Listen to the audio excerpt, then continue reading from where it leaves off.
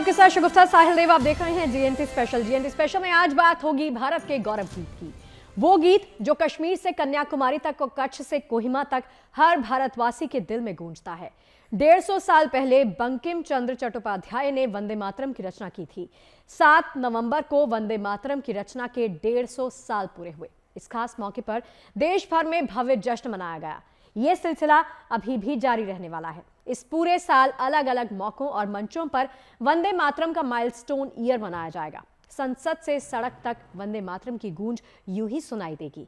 इस पर चर्चा होती रहेगी। इसी बीच जेएनटी स्पेशल में आज हम आपको बताएंगे देशभक्ति, साहस और बलिदान की अमर गाथा सुनाने वाला ये गीत कैसे आजादी की लड़ाई में भारतवासियों की आत्मा की आवाज बना। इसमें राष्ट्र के हर संघर्ष का गान है, भारत मां की शक्ति और महिमा का गुणगान है।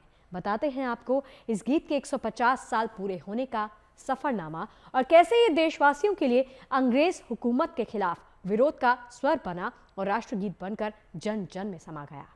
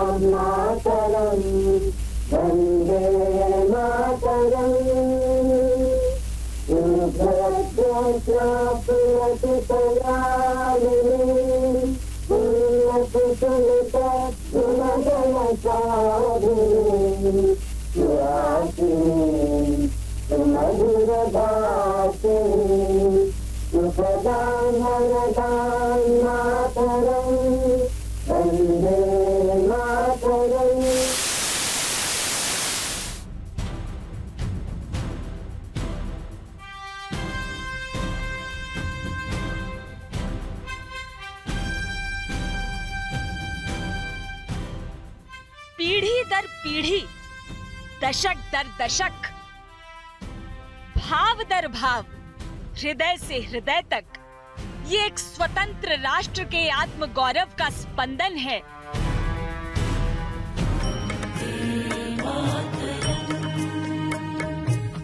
शब्द जो स्वतंत्रता संग्राम में रक्त रंजित आहुति की पुकार बने।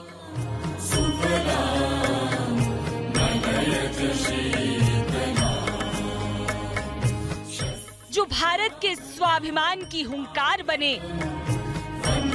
स्वराज आंदोलन में आशा का संचार बने।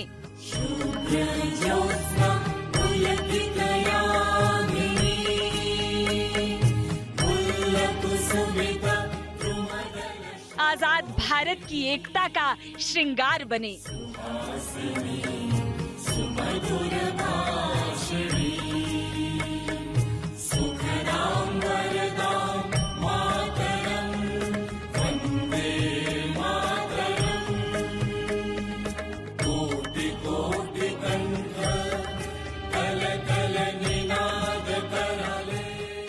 राष्ट्र के रूप में भारतवासियों की सामूहिक चेतना को पोसते आए ये वो शब्द हैं जो मातृभूमि से अनंत और अगाध प्रेम के परिचायक हैं।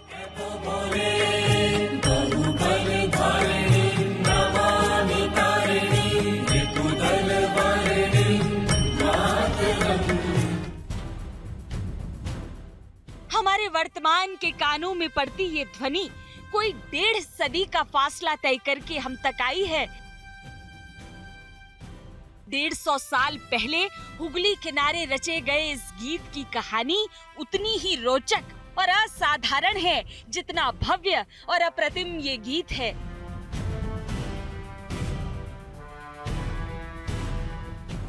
वंदे मातरम गीत की उत्पत्ति पूरी तरह से भारतीय स्वतंत्रता संग्राम से जुड़ी हुई है। जब ब्रिटिश सरकार भारतीयों की आत्मा पर प्रहार कर रही थी, तब वंदे मातरम महामंत्र बनकर कोलकाता से काशी और कश्मीर से कन्याकुमारी तक भारतीय लोगों के हृदय में भारत माता के लिए देशभक्ति और प्रेम जगा रहा था। इस गीत के सृजन का आधार एक स्वतंत्र भारतीय के स्वाभिमान पर चोट का उत्तर था।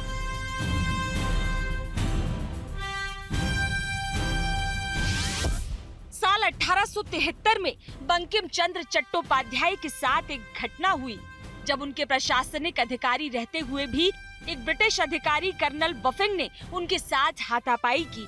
इस सार्वजनिक अपमान ने बंकिम चंद्र को अपने देश में गुलामी का एहसास करवाया और यही घटना वंदे मातरम गान की रचना का आधार बनी। 1875 में संस्कृत और बंगाली के संगम से भारतीय संस्कृति और आत्मगौरव के पुनर्जागरण के लिए बंकिम चंद्र ने इस गीत की रचना की। इस गीत में भारत माता को एक सजीव और एक माँ के रूप में दर्शाया गया है। 1882 में बंकिम चंद्र चट्टोपाध्याय के उपन्यास आनंद मठ में वंदे मातरम को शामिल किया गया और 1896 में रविंद्रनाथ टैगोर ने कोलकाता में कांग्रेस अधिवेशन में इसे पहली बार गाया। जब लॉर्ड कर्जन ने फूट डालो और राज करो नीति के तहत बंगाल का विभाजन किया, तब वंदे मातरम बंगाल के नवजागरण की आवाज बन गया। ब्रिटिश सरकार ने वंदे मातरम गीत पर तुरंत प्रतिबंध लगा दिया। राजनीतिक नारे के तौर पर पहली बार वंदे मातरम का इस्तेमाल 7 अगस्त 1905 को किया गया था, जबकि 1907 में भारत का पहला झंडा भीकाजी कामा ने जर्मनी में फहराया, जिस पर वंदे मातरम लिखा हुआ था। अपने देश के प्रति समर्पण, अपने देश के प्रति जो हमारे मन में भाव हैं और उसके साथ साथ अंग्रेज़ों की दास्ता से मुक्ति, अपनी धरती से के प्रति प्यार, क्योंकि शस्य श्यामलम मातरम वंदे मातरम जब कहा जाता है तो इसके प्रति क्या है, हमारी जो शस्य श्यामला जो धरती है, जो नदियां हैं, जो यह हमारी धरती जो माँ के रूप में है, उसकी वंदना, उसकी पूजा करना, क्योंकि मातृशक्ति के रूप में यदि हम देश को देखते हैं तो वही ऊर्जा देने वाली है, वही संरक्षण और पोषण करने वाली है। तो इस भाव से प्रेरित थी कि इस धरती पर हम, इस भारत भूमि पर हम मर मिटते हैं क्योंकि वो हमारी माँ है। जिस उपन्यास आनंद मठ से ये गीत सामने आया, उसका मूल कथानक सन्यासियों के एक समूह के इर्द गिर्द घूमता है, जिन्हें संतान कहा जाता है, जिसका आशय बच्चे होता है,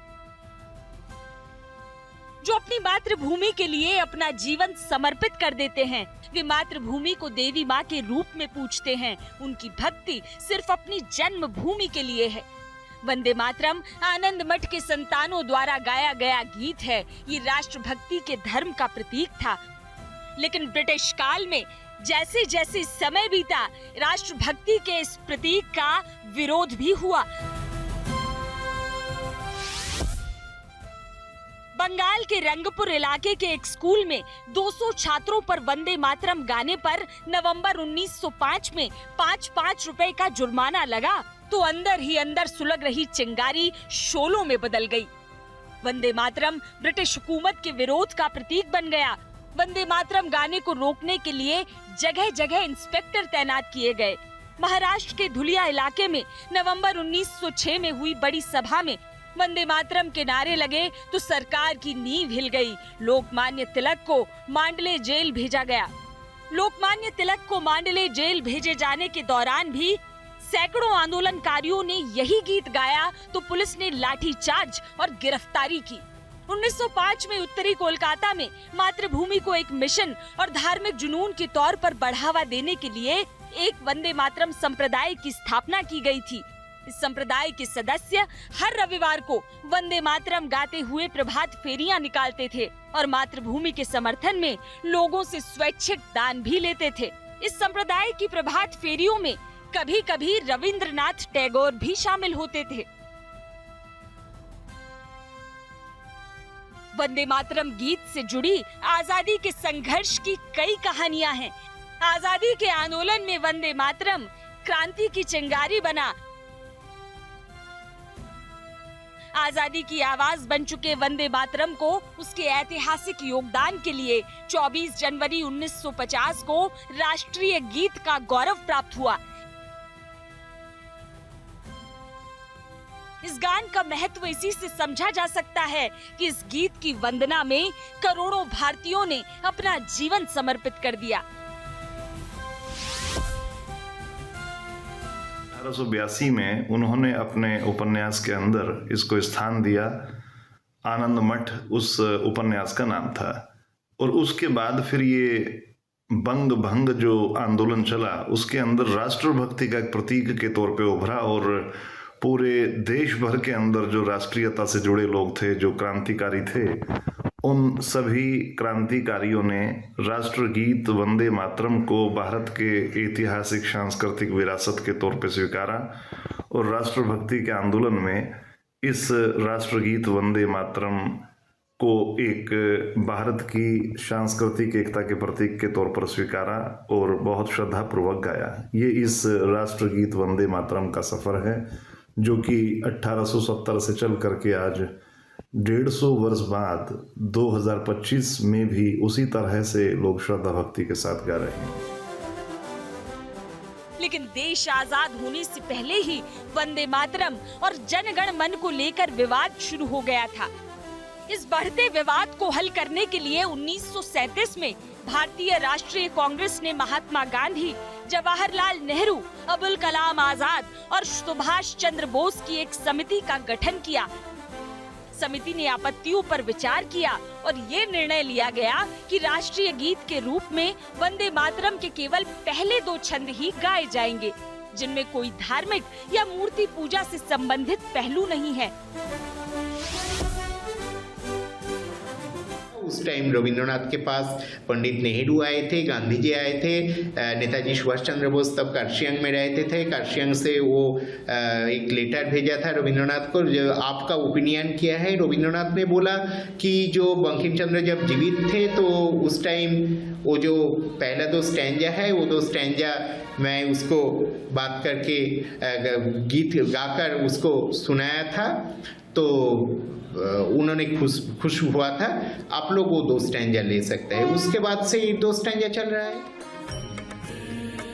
इस निर्णय को ही अक्सर गीत को काटने, छाटने या सेंसर करने के रूप में देखा जाता है। ये कदम मुख्य रूप से सांप्रदायिक आधार पर विभाजन को रोकने और सभी धर्मों को राष्ट्रीय आंदोलन में एकजुट रखने के उद्देश्य से लिया गया था। अपने सृजन के 150 वर्ष बाद भी ये गीत उस उद्देश्य की पूर्णता में अपनी भूमिका निभा रहा है, जो कश्मीर से कन्याकुमारी और द्वारका से दीमापुर तक जो देश की एकता का गौरव गीत बनकर हर भारतवासी के हृदय में गूंज रहा है। Bureau report, good news today.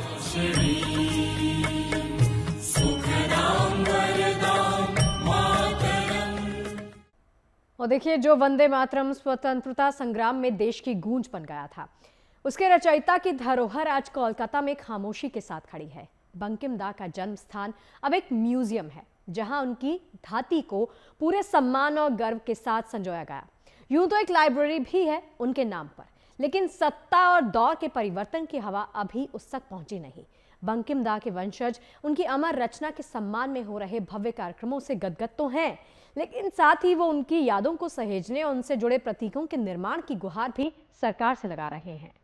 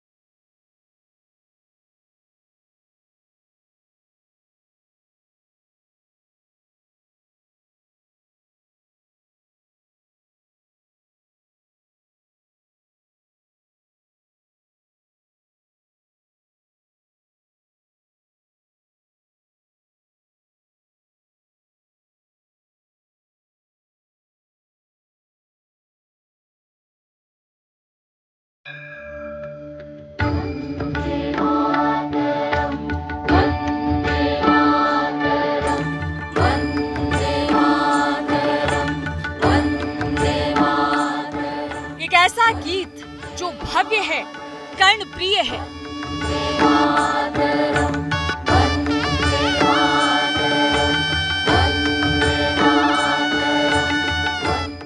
उपमा, शब्द विन्यास, साहित्यिक गहराई और संगीत के मानदंड में उत्कृष्ट है। गीत जो अपनी पूर्णता में तो भव्य है ही, लेकिन अपूर्ण होकर भी जिसके श्रृंगार में पूर्णता है। तो बंकिम चंद्र चट्टोपाध्याय साहित्य रचते हुए बांग्ला भाषा में तत्समनिष्ठ शब्दों और उपमा का प्रयोग सदा से करते रहे, लेकिन वंदे मातरम की रचना करते हुए उन्होंने भाषा की उत्कृष्टता के अपने ही बनाए मानकों को मानो मीलों पीछे छोड़ दिया। कोलकाता की भूमि पर आज भी शान से खड़ा ये भवन उन्हीं बंकिम दा का जन्म स्थान है, जो दशकों से यहाँ आने वालों को बंकिम चंद्र चट्टोपाध्याय और उनके अमर साहित्य की दास्तान सुनाता आ रहा है। कवि और साहित्य सम्राट की उपाधि रखने वाले बंकिम चंद्र चट्टोपाध्याय का जन्म 26 जून 1838 को पश्चिम बंगाल के नैहाटी में हुआ था। भले ही वंदे मातरम गीत बंकिम दा की पहचान का हस्ताक्षर है, लेकिन अपने जीवन काल में उन्होंने 13 उपन्यास भी लिखे थे। इनमें कई गंभीर, कई हास्य रस के मिश्रण वाले, कई व्यंग तो कई वैज्ञानिक और बांग्ला भाषा की आलोचनात्मक ग्रंथ भी शामिल हैं। आनंद मठ, दुर्गेश नंदिनी, मृणालिनी और इंदिरा को बंकिम दा के उल्लेखनीय कार्यों में गिना जाता है। 8 अप्रैल 1894 को आजीवन साहित्य की सेवा करने वाले बंकिम दा 56 साल की उम्र में दुनिया छोड़कर चले गए। इस साल उनकी अमर रचना राष्ट्रीय गीत वंदे मातरम के 150 साल पूरे होने का उत्सव अब पूरे देश में धूमधाम से मनाया जा रहा है। हर तरफ देशभक्ति की गूंज है। उनका परिवार ऐसे भव्य समारोह और सरकार की पहल से अभिभूत है। बंकिम चंद्र चट्टोपाध्याय की 5वीं पीढ़ी से आने वाले सजल चट्टोपाध्याय इसके लिए सरकार और देश के प्रति आभार व्यक्त कर रहे हैं। मैं सेंट्रल गवर्नमेंट को प्रणाम करता हूँ, प्रधानमंत्री जी को मेरे तरफ से प्रणाम, पूरा भारतवासी को मेरे तरफ से प्रणाम। ये तो होना चाहिए था, इतना दिन जब हुआ था छोड़िए, अभी तो इसको तो माने हर साल होना चाहिए था वंदे मातरम को लेके। ये ऐसे एक गीत है, ये ऐसे एक मंत्र है जो मंत्रों हमारा भारत को स्वाधीन किया, जो मंत्रों हम लोग जो हिंदू है इसका गर्व करते हैं वो मंत्र। तो आज के दिन के लिए खुशी का बात, मतलब हमारा परिवार, हम शायद भारतवासी भी बहुत खुश है। प्रधानमंत्री साहब ने जो किए हैं तो पूरा भारतवासी खुशी है इसके लिए। इससे अच्छा क्या हो सकता है? एक्चुअली वंदे मातरम को आदमी भूल जाते हैं धीरे धीरे। उसको फिर से प्रधानमंत्री जी ने जो कर रहे हैं, भारत सरकार जो कर रहे हैं, उसके लिए मैं आभारी हूँ। लेकिन वहीं वो बंगाल की धरती पर बंकिम दा से जुड़े कुछ स्मारकों के प्रति राज्य सरकार की बेरुखी से आहत भी दिखते हैं। वो कोलकाता में मौजूद बंकिम चंद्र के आवास की जर्जर हालत को ठीक करने की गुहार लगा रहे हैं। इसके साथ ही बंकिम दा का परिवार चाहता है कि सरकार बंकिम दा से जुड़े स्थापित प्रतीकों को उनका गौरव लौटाए और साथ ही बंगाल समेत देश भर में नए प्रतीकों की स्थापना का अभियान भी शुरू करे। पहला बात यही है कि आप लोग इसका देखभाल ठीक से कीजिए। हम सीएम को इसमें बोलना है कि सीएम का पूरा दोष है, ये नहीं बोल सकते हम। सीएम तो जाके सब नहीं देखेगा, इसका तो डिपार्टमेंट है अलग अलग। उन लोगों को तो देखना चाहिए, अगर तनख्वाह ले रहा है तो काम ठीक करना चाहिए, ये थोड़ा देखना चाहिए। बंकिम भवन में जो हो रहा है, जो रिसर्च हो रहा है, गलत हो रहा है। जो किताब निकालता है गलत निकालता है। काहे को वो किताब बंगाली हिंदू जाति आम जनता का पास जाते हैं, बंकिम के लेकर उसका पास जो जाता है, जो ये जा रहा है, सब तो खराब हो रहा है, गलत जा रहा है, गलत न्यूज जा रहा है। एक्चुअली किताब गलत है तो न्यूज भी गलत जाएगा, ये होते जा रहा है। इसको ठीक करना चाहिए, पहला बात। दूसरा बात यही है, हमारा स्टेट में बंकिम भवन चाहिए। अगर सेंट्रल गवर्नमेंट को मैं कहता हूं कि मेरा हर राज्य में अगर उन्होंने करे तो ये अच्छा है, बंकिम भवन करने से अच्छा है। रविंद्र भवन जैसा बंकिम भवन होना चाहिए। और मेरा राज्य सरकार and central government, Modi ji के पास, ममता जी के पास मेरा विनती है, बंकिम बाबू पहला ग्रेजुएट है इंडिया का, तो उनके नाम पे काहे नहीं होगा यूनिवर्सिटी? ये मेरा क्वेश्चन है। इसके पीछे मंशा केवल इतनी है कि माँ भारती को बहुबल धारिणी और शत्रु की संहारिणी माँ दुर्गा, लक्ष्मी और सरस्वती की उपमा देने वाला ये साहित्यकार भी अपनी अमर रचना की तरह ही भारत की पीढ़ियों की स्मृतियों में सदैव जीवित रहे।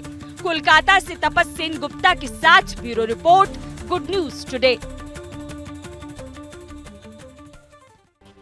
और चलिए जीएनटी स्पेशल की आज की हमारी इस खास पेशकश में फिलहाल के लिए इतना ही। देश और दुनिया की तमाम पॉजिटिव खबरें लगातार जारी हैं। आप बने रहिए गुड न्यूज टुडे के साथ। नमस्कार।